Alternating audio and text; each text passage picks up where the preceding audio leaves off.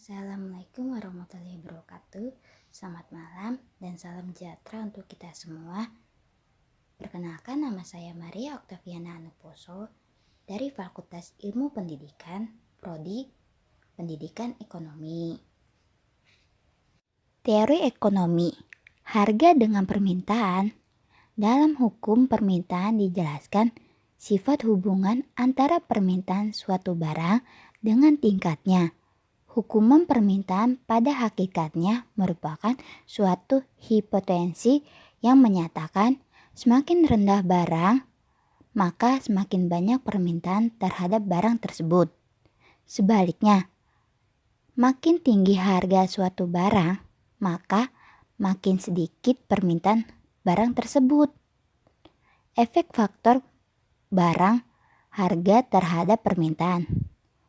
Hukum permintaan terutama memperhatikan sifat hubungan antara harga suatu barang dengan jumlah barang yang diminta. Sedangkan dalam kenyataan sebenarnya seperti sudah dinyatakan sebelum ini, sebanyaknya permintaan terhadap suatu barang juga ditentukan oleh banyaknya faktor lain. Oleh sebab itu, untuk melengkapi analisis mengenai teori permintaan adalah perlu untuk menganalisis bagaimana faktor penting lainnya dapat mempengaruhi permintaan. Teori permintaan dan kurva permintaan. Terdapatnya permintaan belum merupakan syarat yang cukup untuk mewujudkan transaksi dalam pasar. Permintaan yang wujud hanya dapat dipenuhi apabila para penjual dapat menyediakan atau menawarkan barang-barang yang diperlukan tersebut oleh konsumen. Ciri-ciri hubungan antara harga dan permintaan. Harga sesuatu barang selalu dipandang sebagai faktor yang sangat penting dalam menentukan penawaran barang tersebut. Oleh sebab itu, teori permintaan terutama menumpukan perhatian kepada hubungan di antara tingkat barang dengan jumlah barang yang ditawarkan.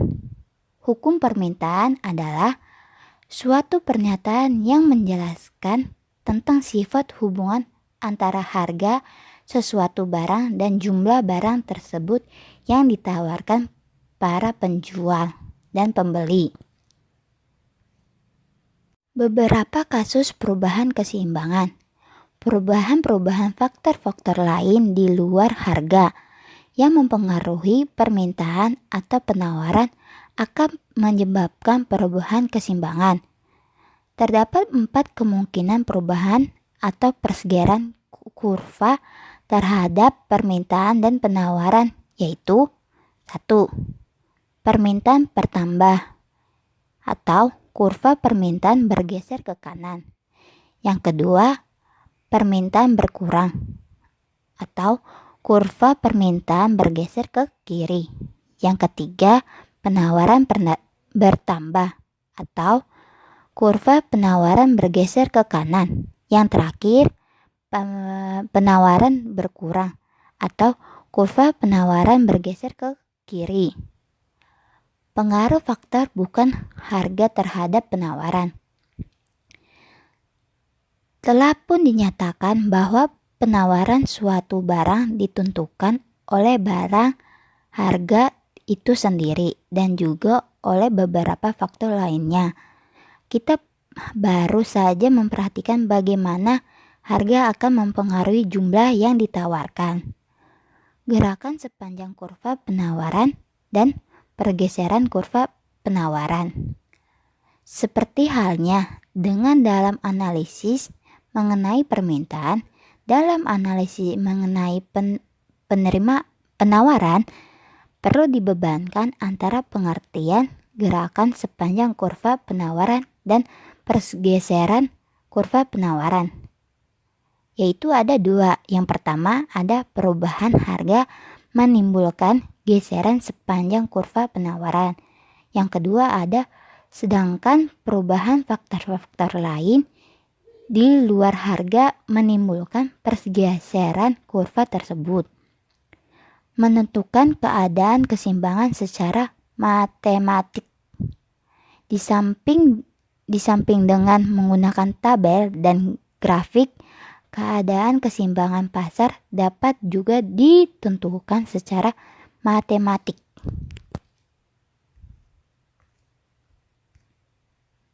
Harga-harga barang lainnya.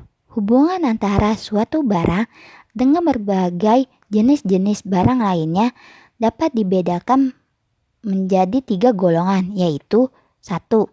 Barang lain itu merupakan pengganti. 2. Barang lain itu merupakan pelengkap.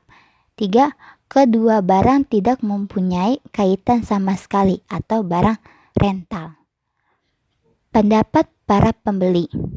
Pendapat para pembeli merupakan faktor yang sangat penting dalam menentukan colok permintaan terhadap berbagai barang. Perubahan pendapatan selalu menimbulkan perubahan terhadap permintaan berbagai jenis barang atau konsumen.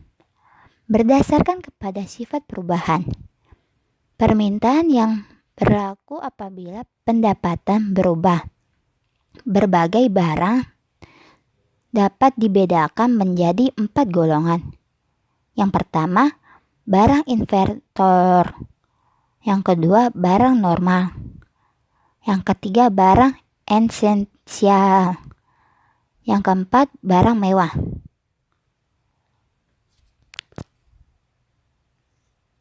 Pengertian ekolium. Ekolium atau yang biasa sering kita sebut sebagai keseimbangan merupakan keadaan di mana kekuatan yang sering berpengaruh dalam proses keseimbangan tidak ada cenderung untuk goyah. Pengertian ekolium dalam ekonomi. Kondisi di mana titik barang suatu barang atau jasa terbentuk pada titik pertemuan kurva permintaan dan kurva penawaran yang merupakan hasil kesepakatan di antara pembeli dan penjual, di mana kualitas barang dan jasa yang ditawarkan dan diminta sama besar. Pendek kata, definisi dari ekolium adalah titik keseimbangan sekaligus menjadi titik pertemuan antara permintaan dan penawaran suatu produk barang dan jasa. Pengertian elastisitas. Dalam ilmu ekonomi, elastisitas adalah perbandingan perubahan proporsional dari sebuah variabel dengan perubahan variabel lainnya. Dengan kata lain, elastisitas mengukur beberapa besar kepekaan atau reaksi dari konsumen terhadap perubahan suatu harga. Permintaan.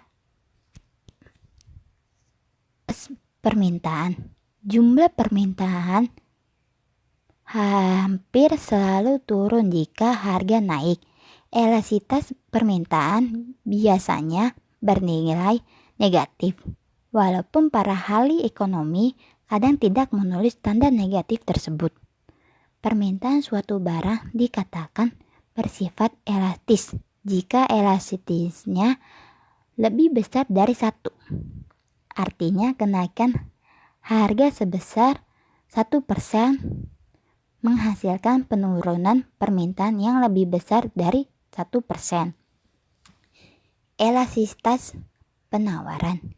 Elastisitas penawaran dilihat dari koefisien elastisitas penawaran, yakni angka dan persen perbandingan antara berubah harga barang dengan berubah jumlah barang yang akan ditawarkan. A. Teori perilaku konsumen. Teori konsumen merupakan tindakan yang berhubungan dengan usaha untuk mendapatkan produk atau barang dan jasa guna memenuhi kebutuhannya. Perilaku konsumen timbul akibat adanya kendala keterbatasan pendapat di suatu sisi dan adanya keinginan untuk mengkonsumsi barang dan jasa sebanyak-banyaknya agar diperoleh kepuasan yang maksimal di sisi lain. B. Pendekatan kardinal. Kardinal pendekatan approach. Kardinal adalah kepuasan seorang konsumen dalam mengkonsumsi suatu barang dan dapat diukur dengan kepuasan. Artinya, tinggi rendahnya suatu barang tergantung sudut pandang subjek yang memberikan penilaian tersebut. C. Beberapa hal yang harus dipahami dalam teori kepuasaan konsumen. Yang pertama, utilitas atau kepuasan merupakan kepuasan yang diperoleh dalam mengkonsumsi barang dan jasa. Utilitas menunjukkan kepuasan relatif yang diperoleh seseorang konsumen dari menggunakan berbagai komoditas. Yang kedua ada total utility atau total kepuasan. Merupakan kepuasan total dalam mengkonsumsi sejumlah barang atau jasa. Yang ketiga ada marginal utility atau utilitas margin. Merupakan tambahan kepuasan yang diperoleh dalam menambah satu kesatuan barang atau jasa yang dikonsumsi. Utilitas marginal menunjukkan utilitas tambahan yang diperoleh dari suatu unit tambahan dan dari suatu komunitas. Rumus kurva permintaan. Cara bentuk fungsi permintaan yaitu P dikurangin P1 sama dengan Q dikurangin Q1 per 2P dikurangin P1 sama dengan Q2 dikurangin Q1. P itu adalah harga barang, Q itu adalah jumlah barang. Substitusi menurut skill. Skill memberikan pengertian yang berbeda terhadap apa yang disebut pendapatan nyata. Ia memandang bahwa pendapatan nyata tidak berubah apabila konsumen menggunakan kombinasi konsumsi seperti sebelum adanya perubahan harga. Terlepas dari persoalan apakah dengan adanya perubahan harga barang Z, kombinasi tersebut merupakan titik equilibrium konsumen ataukah tidak. Dengan menggunakan tarisan tersebut, Skolsky. Substitusi efek menurut Hiski. J.R. Hiski memandang bahwa perubahannya kombinasi konsumsi tidak dapat ditarifkan sebagai perubahan pendapatan nyata selama perubahan tersebut terjadi sepanjang kurva indiferen yang sama. Pendapatan ini kiranya mudah dipahami meningkat bahwa kombinasi konsumsi di sepanjang kurva tak acuh memberikan tingkat kepuasan yang sama adalah beralasan apabila tingkat kepuasan yang sama ditarifkan sebagai samanya pendapatan nyata konsumen. Teori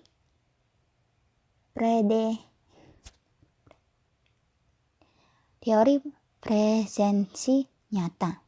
Teori presensi yang diungkapkan oleh Samuelson untuk menerangkan perilaku konsumen dalam berkonsumsi tanpa harus mendekatinya melalui daya guna yang menurut Samuelson memiliki kelemahan yang mendasar, yaitu daya guna kepuasan tidak bisa diukur dan kesulitan dalam membuat ordil dari kualitas konsumsi. Asumsi berdasar dari teori referensi nyata adalah dibagi menjadi 4, yaitu A. Konsumen bersifat rasional. Yang kedua, konsumen konsisten. Artinya apabila barang A lebih dipilih dari barang B, karena barang A lebih disukai daripada barang B, dan tidak berlaku sebaliknya, B lebih dipilih daripada A. Yang ketiga, prinsip transitif, artinya bila barang A lebih disukai daripada barang B dan barang B lebih disukai daripada barang C, maka A lebih disukai daripada C. Yang terakhir ada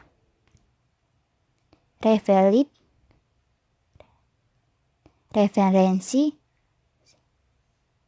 aksioma. Artinya konsumen akan menyisihkan jumlah uang tertentu milik pengeluarannya. Pendekatan atribut. Teori ini pertama kali dikenal oleh Kelvin Lancaster pada tahun 1966. Teori-teori sebelumnya menggunakan asumsi bahwa yang diperhatikan oleh konsumen adalah produknya. Maka pendekatan atribut ini didasarkan pada asumsi bahwa perhatian konsumsi bukan terhadap produk secara fisik, melainkan lebih ditunjuk kepada atribut produk yang bersangkutan. Pendekatan ini menggunakan analisa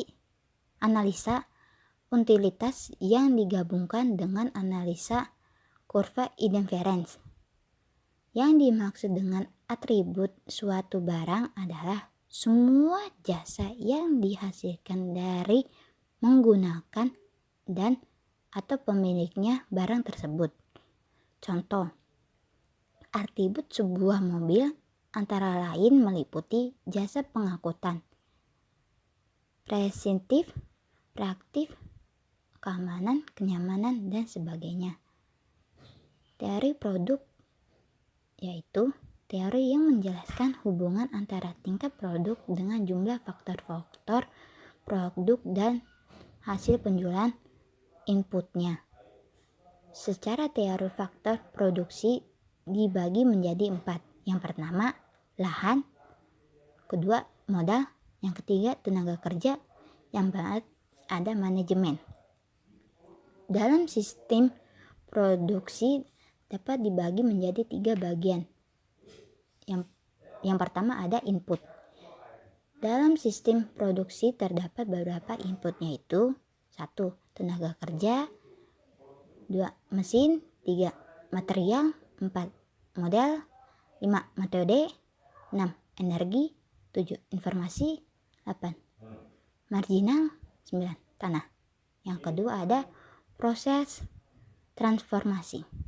Dalam sistem produksi dapat didefinisikan sebagai interaktif seksuasi dari tenaga kerja, material, informasi, metode kerja, dan mesin atau peralatan dalam suatu lingkungan guna menghasilkan nilai tambah bagi produk. Harga dapat dijual dengan harga kompetitif pasar. Yang terakhir ada output. Dalam sistem produksi dapat berupa barang atau jasa yang disebut sebagai produksi. Faktor-faktor yang mempengaruhi produktif. Yang pertama, faktor teknisi merupakan faktor yang berhubungan dengan pemakaian dan penerapan fasilitas produk secara lebih baik, lebih efektif, efisien, dan penggunaan bahan baku yang lebih ekonomis. Yang kedua ada faktor manusia. Mempunyai pengaruh terhadap usaha-usaha yang dilakukan manusia dalam menyelesaikan pekerjaannya. Teori produksi jangka panjang. Teori produksi jangka pendek. Teori produksi jangka pendek adalah jangka waktu di mana sebagian faktor produksi tidak dapat ditambah jumlahnya. Dalam jangka pendek ada faktor produksi tetap dan faktor produksi berubah. Maka dengan sendirinya biaya produksi yang ditimbulkan oleh proses produksi juga mengangkut biaya tetap dan biaya variabel. Teori produksi jangka panjang. Teori produksi jangka panjang yaitu jangka waktu di mana semua faktor produksi dapat mengalami perubahan, yaitu jumlah daripada faktor-faktor produksi digunakan oleh perubahan dapat ditambah apabila memang dibutuhkan. Apa perbedaan dari jangka pendek dan jangka panjang? Dibagi menjadi dua, yaitu satu, produksi jangka pendek yaitu bila sebagian faktor produksi jumlahnya tetap dan yang lainnya berubah. Misalnya, jumlah modal tetap sedangkan tenaga kerja berubah. Yang kedua ada produksi jangka panjang, yaitu semua faktor produksi dapat berubah dan ditambah sesuai dengan kebutuhan konsumen. Fungsi produksi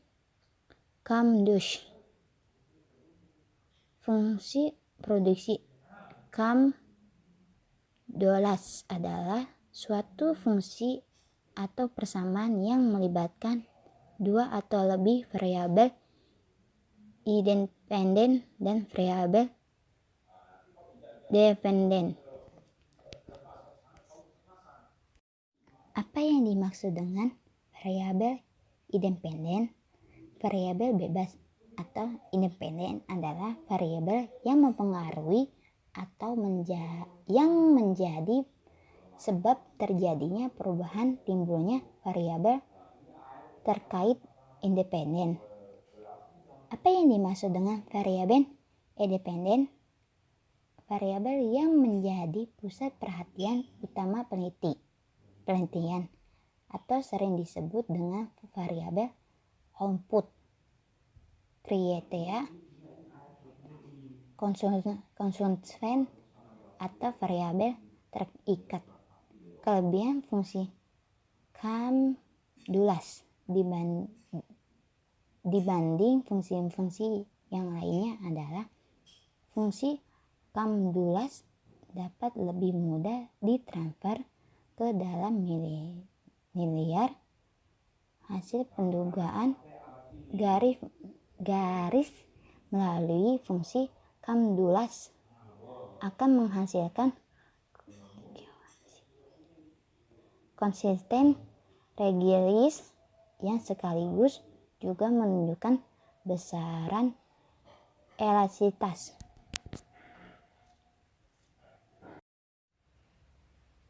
Sekian dari materi atau teori yang saya sampaikan. Bila ada kata dan ucapan yang salah, mohon maaf. Sekian dan terima kasih.